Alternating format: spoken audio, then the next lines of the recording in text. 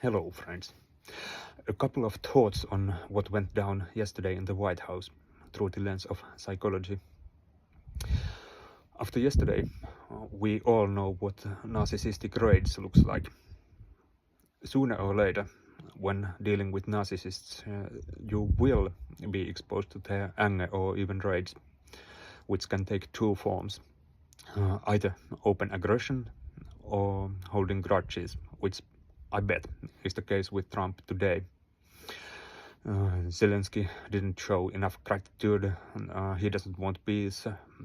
He is always so negative and says Putin this and Putin that, etc., etc.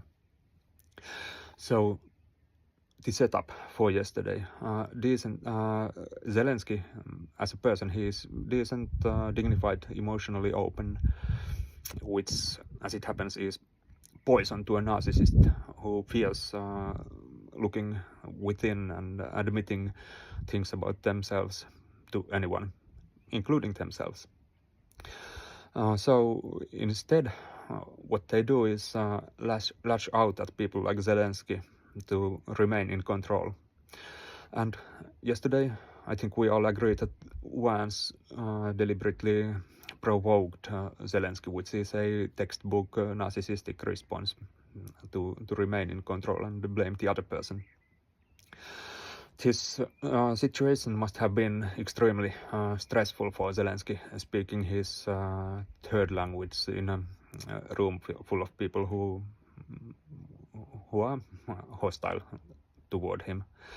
And in a situation like this, our limbic system takes over.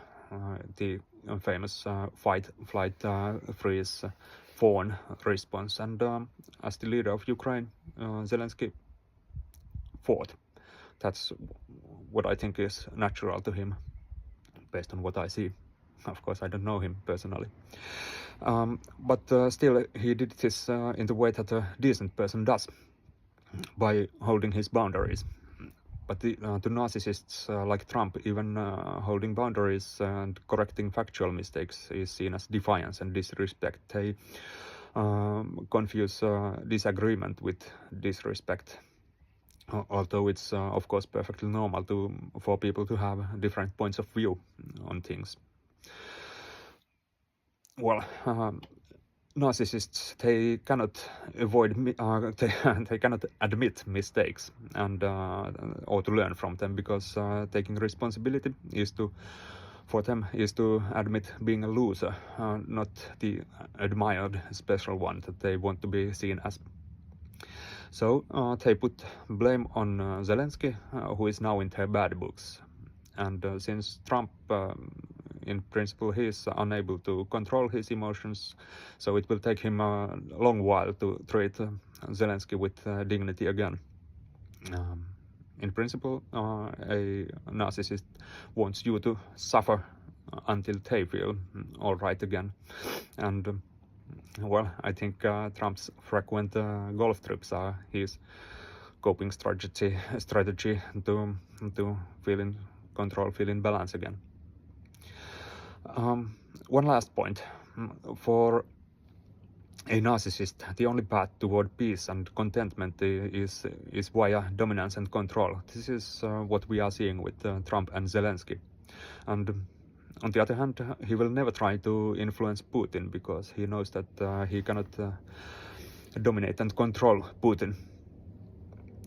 And because Trump lacks empathy, he will not be able to repair the relationship with Zelenskyy, which means that the rift between the US and Ukraine will be fixed by career politicians, if anyone.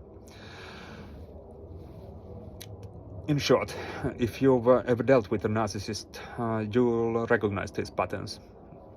Now we are just seeing them play out at the world stage.